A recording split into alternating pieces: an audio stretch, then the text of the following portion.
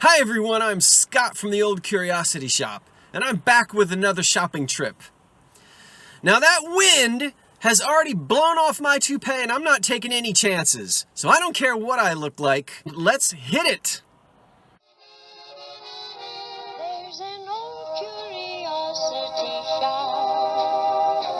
Every once in a while I go by there for the fond recollections that lie there in that old curiosity shop.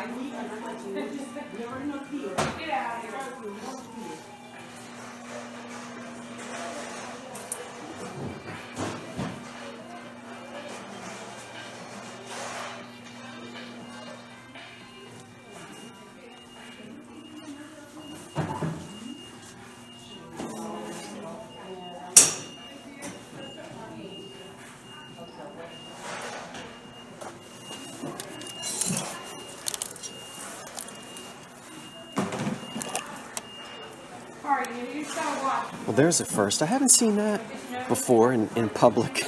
That's the old Jeanette iris pattern. Collectors call it iris and herringbone. Of course, as you all know, you always find this bowl in marigold, several different sizes.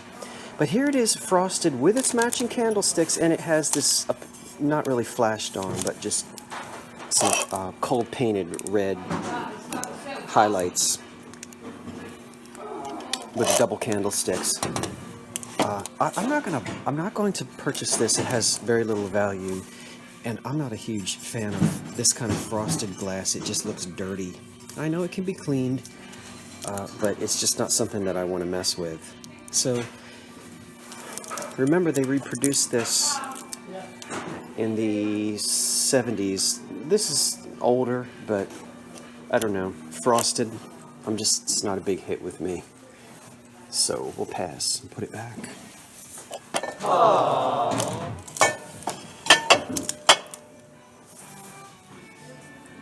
Just gonna put it right back. Let's see. These are the racks of the fresh stuff. Oh, Dorothy. And you know that they haven't actually put out on the main counter yet. This is fresh, wheeled out from the back. Oh, I might buy these. That's cheap. I don't know if you guys remember me telling you, but I put these... I have an 18-year-old cat, and every once in a while, he doesn't always... Well, let's say his aim in his litter pan isn't always the best, so I sometimes put these on the floor around the litter pan, just in case there's a little sprinkle on the floor. Yeah, if you can fit them on top, yes. Yeah, we're going to not send two things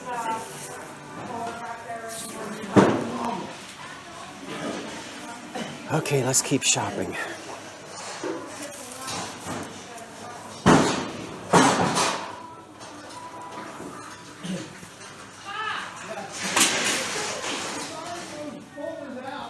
Okay. Now that's definitely a red console bowl from the Depression era. Without doubt. I can't tell you exactly who made it off the top of my head. I'm almost 90% certain it's not Anchor Hocking's Ruby, but it certainly is the form of a Depression-era console bowl, ribbed console bowl. You don't often find them in red. So that's $4.50. Boy, that would look pretty with matching candlesticks, wouldn't it? There's a lot of noise in here today. I feel like I'm shouting at you. Let's hide this for a minute. I know I'm not doing a very good job at hiding it, but the store isn't crowded, but they're doing some stocking right now, and so they're being very loud. I may have to dub some music over top of this, folks. I don't like to do that. I like you to hear the ambiance of the store. But as I said, these people are being loud. I'm going to stop talking for a minute.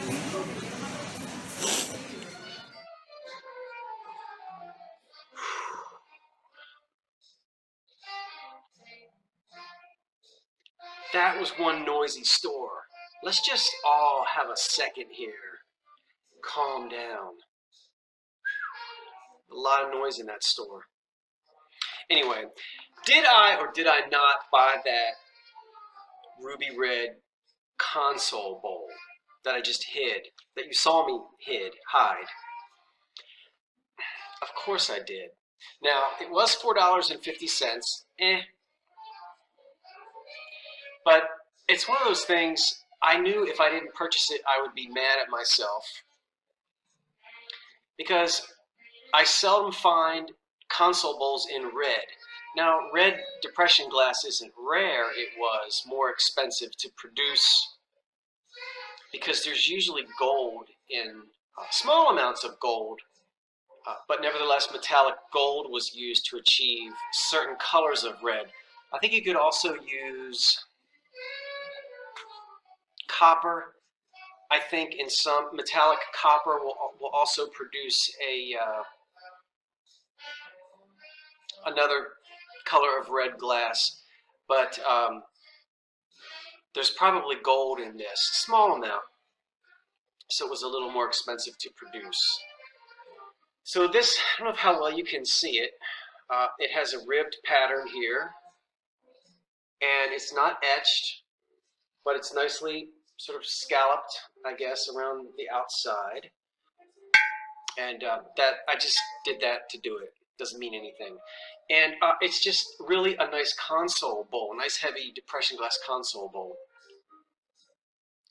I haven't had a chance to look anywhere to see who made it, whether it was, well, I know it was one of the better companies of the Depression era that, as we've already talked about, produced what collectors call elegant depression glass, which had some finishing work done. So, in other words, this would have been pressed blown into a mold or pressed into a mold with a plunger, and then the mold is pulled apart, the piece of glass cools, and there are mold lines, usually two on either side if it's a two-part mold. And then on the expensive glass like this, which you don't see any mold lines anywhere on this because they're ground out or fire polished out. There's work done. In other words, human hands touch this as opposed to the cheaply manufactured depression glass that all factory, hands don't even touch it. It's all on a conveyor belt. A little more involved with this. Matching candlesticks would have come with it. So, and this is going to date to, again, the 1930s. So it'll take me a little while to dig around and maybe try to find out exactly which one of the companies made it. But it really is pretty glass. And now it's covered with my fingerprints, but I did purchase it for $4.50. Now we're going to go back to the video, but stay tuned because I'm coming back. If you watched a video 2 or 3 days ago, you saw me purchase, is this being washed out by the light? This is what is it? It's got buffaloes on it. Okay, what was it, when was it made, and what was it made for, and who made it? I'm coming back in a few minutes to tell you what I found out about it. So let's go back to the shopping, but stay tuned.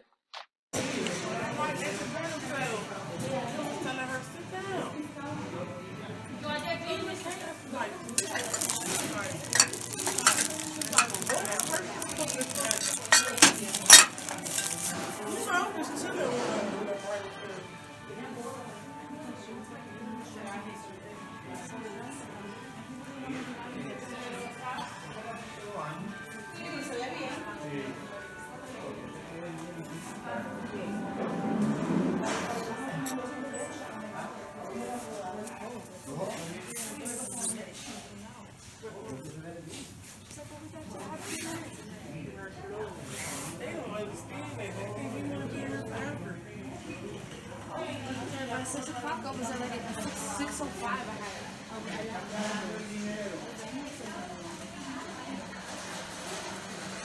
I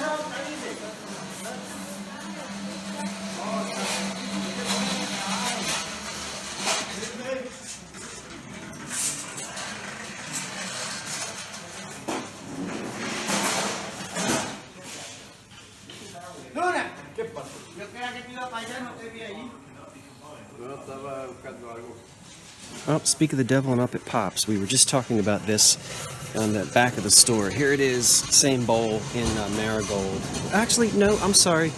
It's not the same pattern. It's Florigold, also by Jeanette.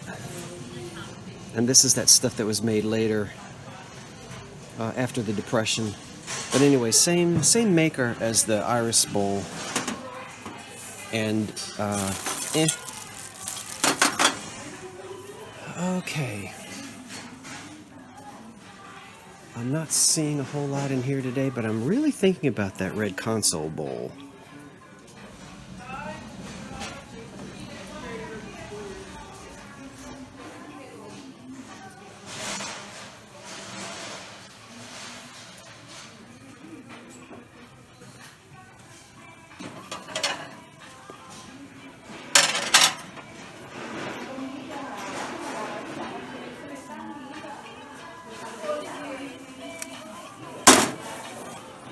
I can't believe I just picked up something plastic. I must have left my bifocals at home. I know I'm making you dizzy, but I'm moving quickly because I don't have a lot of time and my camera is about to lose its battery. You know, charge, so I'm trying to move as fast as I can. I know it makes you mad. Take your motion sickness pills this morning.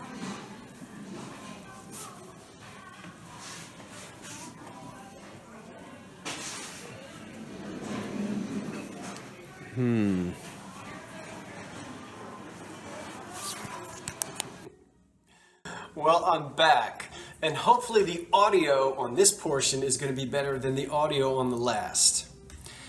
So I promised I would tell you more about this, which I purchased a few days ago and featured in a recent video which you may have seen. Well, it's milk glass, of course, but how old is it? Who made it? What was it made for? I don't usually buy milk glass.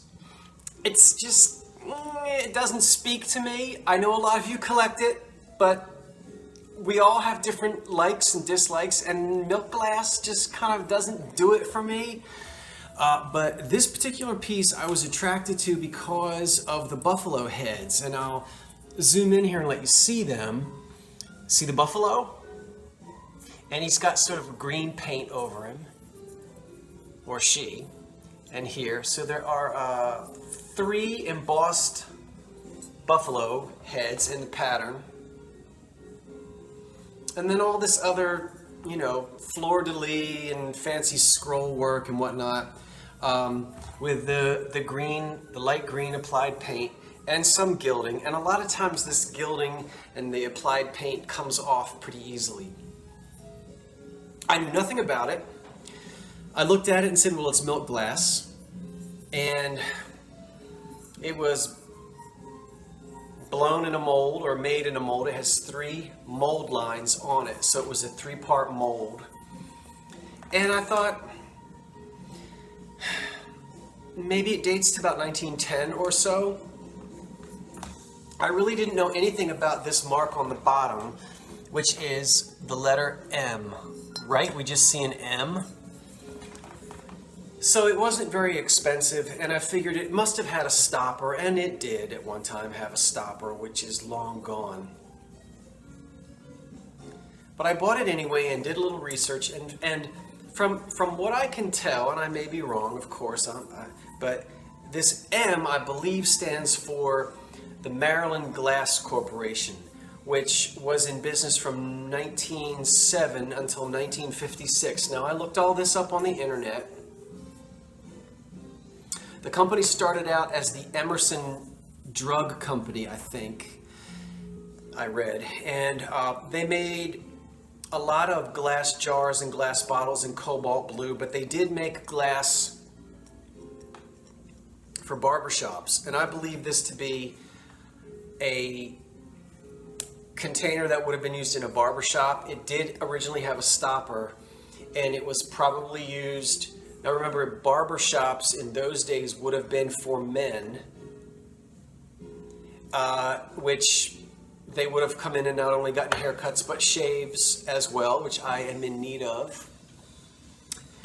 And you know, when you think with the buffalo heads on it, masculine barbershop, and this probably held scalp tonic, aftershave lotion, mouthwash, whatever, you know, all kinds of tonics and lotions and potions and things that would have been in a barbershop circa just after the turn of the century. So now sometimes there's a circle around the M, but they did also stamp their bottles with just the M with no circle.